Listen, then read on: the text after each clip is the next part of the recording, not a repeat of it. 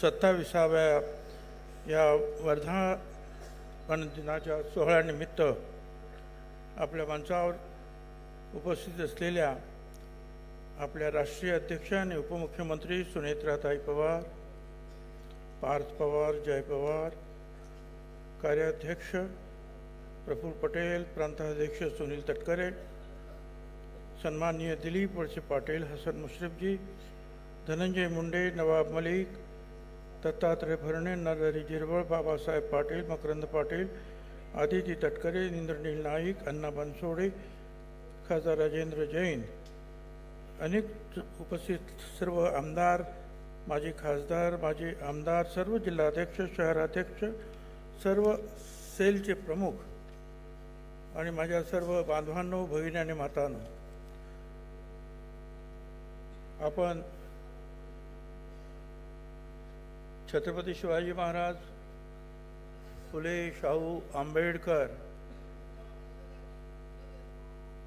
सगळ्यांचं आपण स्मरण केला. अहिल्याबाई होळकरांचं स्मरण करतो, आपण अण्णाभाऊ साठेंचं स्मरण करतो. परंतु आज दादांचा फोटो सुद्धा, त्यांना सुद्धा आपल्याला फुलं वाहायला लागलं. हे दुःख जे आहे हे एवढं लवकर यायला नको होतं.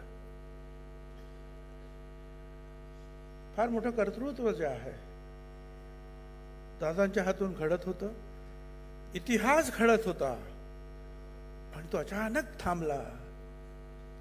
असं कधी होत नाही, पण ते झालं. दादांच्याबद्दल बोलावं तेवढं थोडं आहे. आपल्या सगळ्यांना त्यांच्या कामाची कल्पना आहे. सकाळपासून संध्याकाळपर्यंत, घसा बसेपर्यंत, मग घशावर औषधं घ्या, मग ते वाफ घ्या, अमुक घ्या, तमुक घ्या, एवढं सगळं होईपर्यंत मातीत धुळीत सकाळपासून संध्याकाळपर्यंत राबणारा, कार्यकर्त्यांशी संपर्क साधणारा आणि अजित दादा एकच वादा हा एक उत्स्फूर्त जो आहे जयघोष जनतेमध्ये निर्माण करणारा हा आमचा दादा आज आमच्यात नाही. तुमची आमची फार मोठी जबाबदारी या निमित्तानं आपल्या खांद्यावर पडलेली आहे.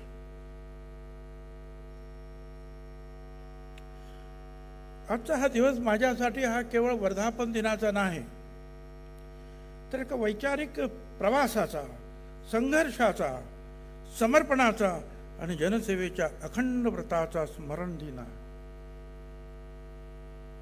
मी आताच प्रफुल्लभाईंना सांगितलं की छान आहे, पण पहिल्यांदा संकल्प आला पाहिजे, मग संघर्ष करायला पाहिजे आणि मग समर्पण करायला पाहिजे. संकल्प करण्यासाठी आज आपण इथे उभे आलेलो आहोत. हा संकल्प तुम्हाला आम्हाला करावा लागेल. तो संकल्प सिद्धीस नेण्यासाठी संघर्ष करावा लागेल आणि त्यासाठी समर्पण, सर्वार्थाने समर्पण करावं लागेल. जे दादांनी केलं, मित्रांनी अनेकांनी केलं. याच षण्मुखानंद हॉलमध्ये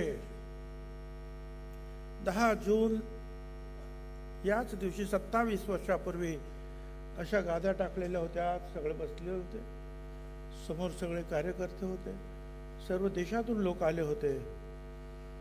एस काँग्रेसचं जे आहे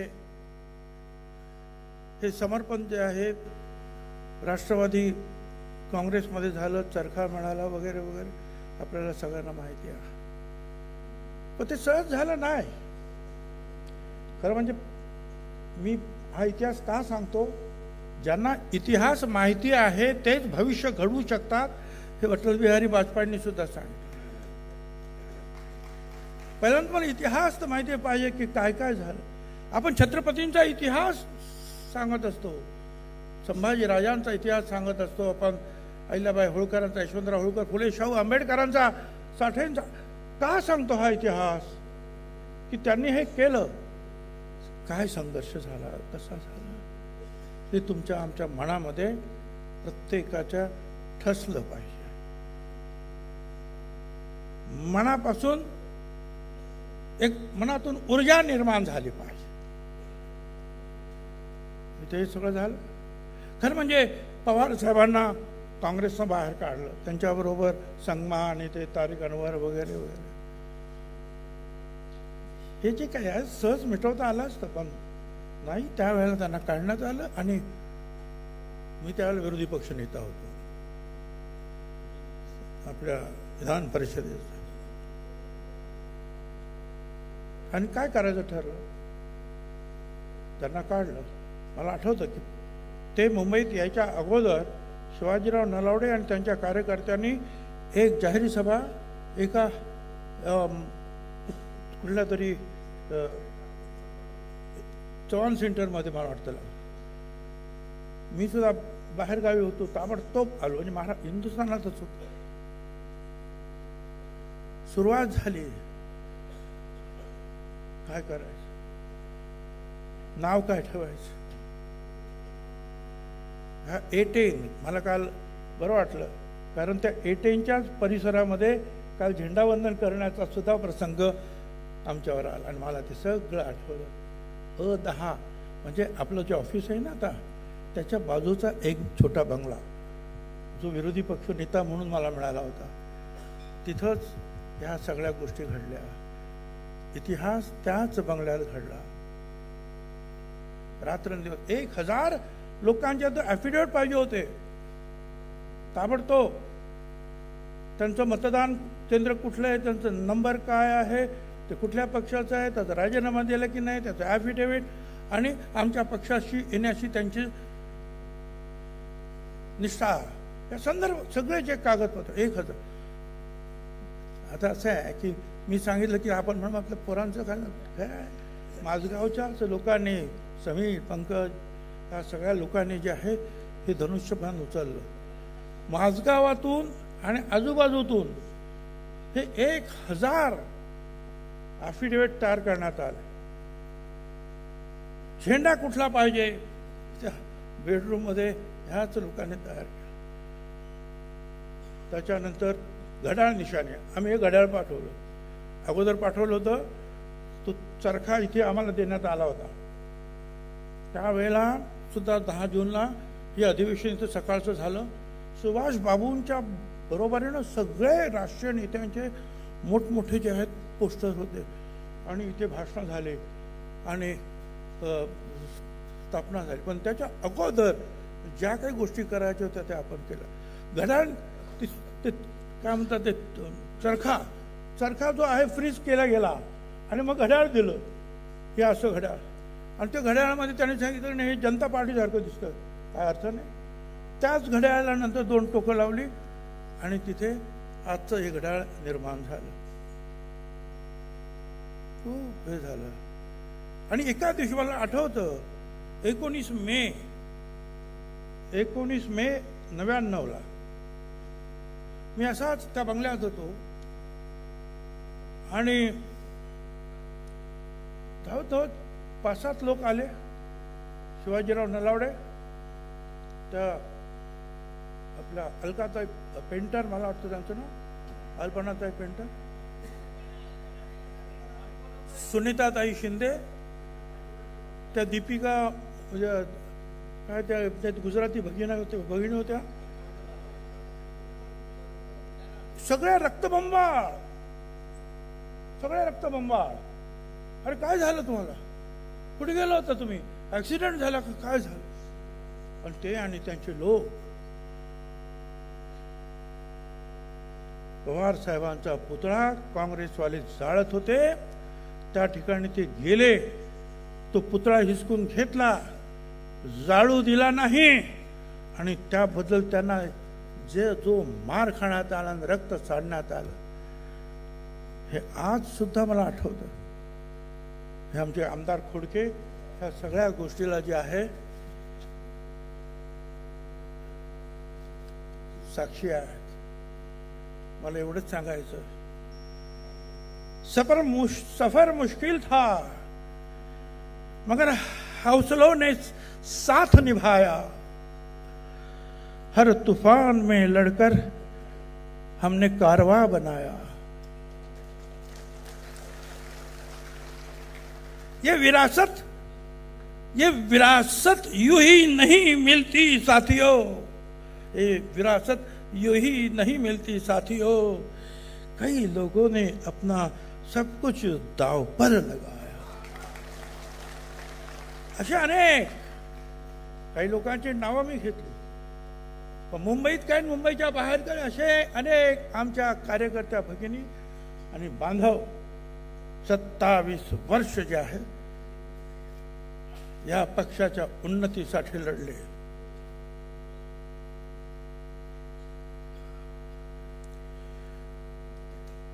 कितीतरी फोन, सगळे फोन ते फडकेच घ्यायचे। सोनिया गांधींच्या ऑफिसमधून फोन, ते ऑस्कर फर्नांडिस, सुशीला दीक्षित, ते राजेश पायलट, ते आपले कलमाडी, मुकुल वासनिक जीवन, ते आणिच विचार तुम्ही इकडे या, आम्ही तुम्हाला आजच पुढचा मुख्यमंत्री म्हणून जाहीर करतो। मी सांगितलं नाही, मी पवार साहेबांबरोबर राहणार, फुले शाहू आंबेडकरांचा विचार घेऊनच पुढे जाणार। आज काही जाऊन त्यांना विचारा, तो प्रश्न नाही आहे काय आला आणि काय, जो मिल गया उसी को मुकद्दर समझ लिया, जो खो गया उसी को भुलाता चला गया, मैं जिंदगी का साथ निभाता चला गया। प्रश्न येत नाही, चालायचं। तो त्याचा जो आहे तो आनंद या गोष्टीचा आहे की आपण हा पक्ष वाढवला,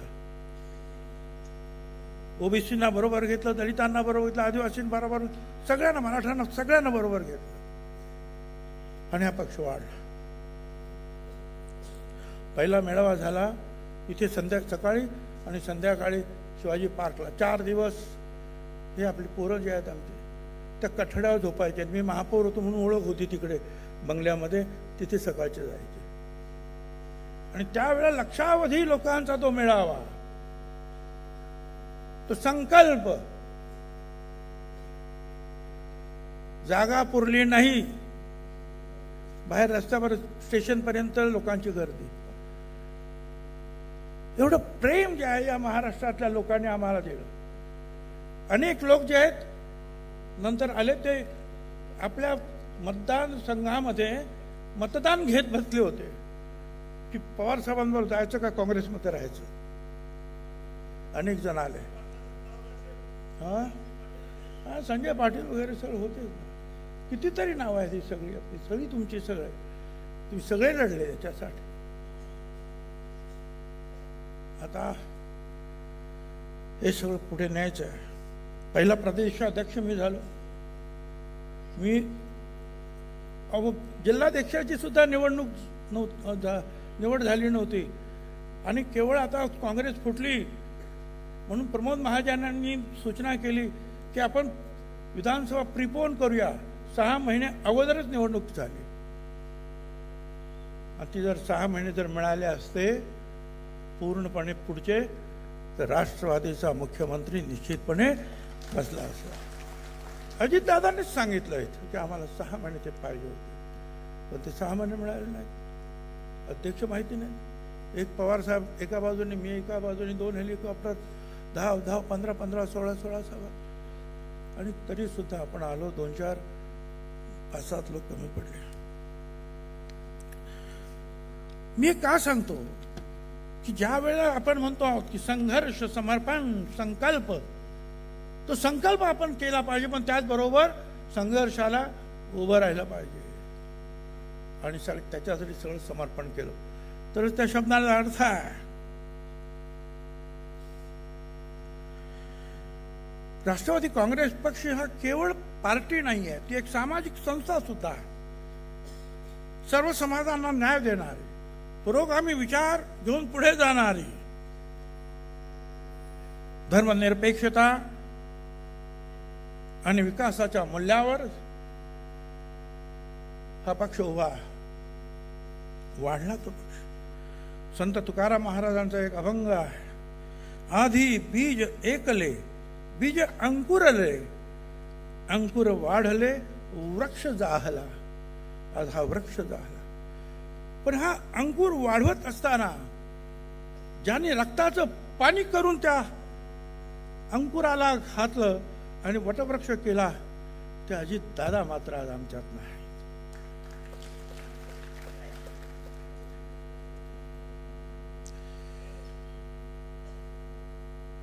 अनेक लोकांचे कष्ट आहेत, अनेक पिढ्यांचे कष्ट आहेत. दादांचे तर 100% आहेच आहे. अजितदादांनी या पक्षाच्या वाढीसाठी, संघटना मजबूत करण्यासाठी, महाराष्ट्राच्या विकासासाठी दिलेले योगदान शब्दात करणं अशक्य आहे. त्यांचं काम आपल्याला पुढे न्यावं लागेल. संधी सगळ्यांना मिळते. संधीचं सोनं करायचं का माती करायची हे तुम्ही आम्ही ठरवायचं. आज तुम्ही प्रमुख कार्यकर्त्यांच्या रूपामध्ये आहात. आपल्याला ह्या अजितदादांच्या आशीर्वादानं एक त्यांचा आशीर्वाद ही आपली एक संधी आहे. आणि म्हणूनच 2-2 वेळा जे दाखवलं गेलं ना, ते BLO आणि BLA, त्याचा विचार करायला पाहिजे. साधी गोष्ट आहे. ते BLA BLO म्हटल्यानंतर गोंधळून जायचं कारण नाही. निवडणुकीला आपण प्रत्येक वेळा उभं राहतो, त्यावेळी एवढे लोक घेऊन जातो, एवढे अर्ज, आणि हे आमचे कार्यकर्ते आहेत, मतदार आहेत, हे भरा. आणि दुसरा मंडळ असतो, हे खोटे आहेत, हे काढा. करतो की नाही? तेच जे आहे सरकारी कर्मचारी इथं करणार प्रत्येक बूथवर. त्यावेळेला आपला प्रत्येक बूथ प्रमुख तिथे हजर असला पाहिजे. कुठली आपली मतं आहे, शेवटी निवडणूक जिंकणं हे तिथे सुरुवात होतं. हे मगाशी सांगितल्याप्रमाणे ते तिथे सुरुवात होतं. आणि म्हणून बूथ प्रमुख असलाच पाहिजे. काय चाललंय, तो BLO काय करतोय त्याच्यावर लक्ष असलं पाहिजे. आपल्या लोकांचं संरक्षण झालं पाहिजे. खोटं असेल तर बाजूला पडलं पाहिजे. ते एकाचं काम नाही. ते माझं फक्त एकट्याचं नाही, यांचं नाही, यांचं नाही, यांचं नाही. ते तुमच्या तालुक्याच्या पर्यंत, गावापर्यंतच्या लोकांचं काम आहे की हे जे याचा अर्थाचा कार्यक्रम आपण जो म्हणतो आहोत, मतदानाची छाननी मतदारांची, ती आपल्याला पूर्ण करायची आहे. एक लक्षात ठेवा, यशवंतराव चव्हाण ज्यांनी महाराष्ट्राचा हा पहिले मुख्यमंत्री, ते म्हणाले होते, राजकारण हे समाज परिवर्तनाचे साधन आहे. सत्ता हे अंतिम ध्येय नाही. समाजाचं परिवर्तन करायचं आहे, शेवटच्या माणसांपर्यंत पोहोचायचं आहे. त्यासाठी हे राजकारण करायचे आहे, त्यासाठी ही सत्ता पाहिजे. आणि दुसरं त्यांना प्रश्न विचारला, यशवंतराव, हे राज्य मराठीचं होणार का मराठ्यांचं होणार? यशवंतरावनी ताबडतोब उत्तर दिलं, हे राज्य मराठीचं राज्य होणार आहे. मराठीचं राज्य, सर्वसामान्य सगळ्यांचं राज्य हे होणार आहे. जो जो मराठी बोलतो, जो जो ही मायबोली बोलतो, त्या सगळ्यांचंच हे राज्य होणार आहे. आज यशवंतराव चव्हाण हे आपले आयकॉन आहे. आपल्याला हे विसरता कामा नये. लोकांमध्ये जाऊन संघर्ष करायचा, पुनर्बांधणी करायची आहे. पक्षापेक्षा कोणी मोठं नाही, हे सगळ्यांनी लक्षात ठेवलं पाहिजे. आता मगापासून चाललंय ते, हे बुद्धिबळ खेळतो, हा तो काय कबड्डी खेळतो, हा कोण आणखी खो खो खेळतो, हा कोण. अरे बाबा, खेळात राजकारण आणू नका. आणि राजकारणाचा खेळ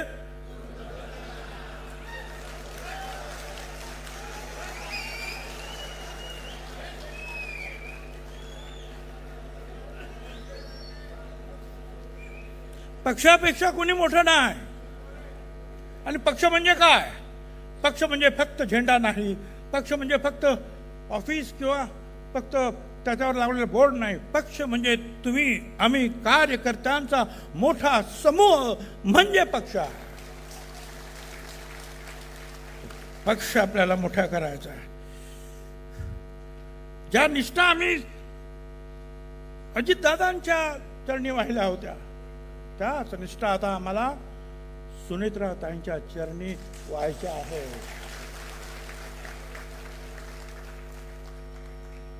सुनेत्राताईंच्या रूपामध्ये आपण अजितदादांनाच आठवणीत ठेवायचं आहे की हे अजितदादा आहे, यांनी असं काम केलं होतं, आपल्याला हे काम करायचं आहे. कुठे संकट निर्माण झाले तर अगोदर पुढे लढण्याची तयारी ठेवा. मी काय बोलू, तो बोलेल नाही, हम बोलेंगे पहले.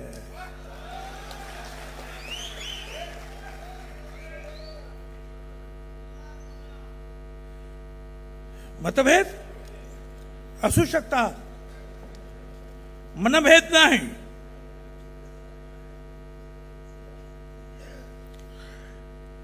आज महायुतीमध्ये आपण काम करतो आहोत.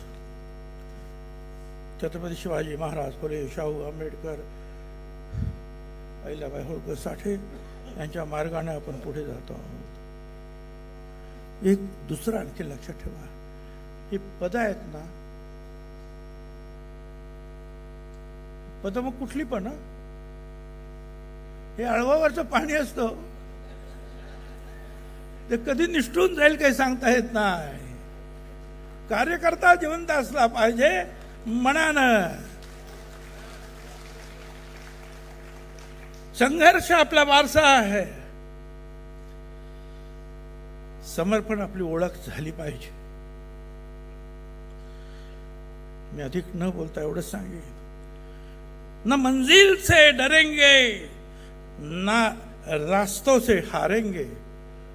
ना मंजिल से डरेंगे, ना रास्तों से हारेंगे. कितने भी तूफान आए जिंदगी में, गिरकर भी संभलते रहेंगे. हम राष्ट्रवादी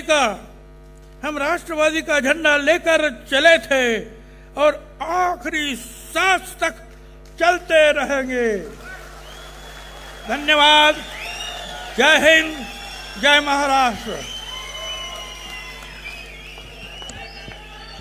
धन्यवाद भुजबळ साहेब. यानंतर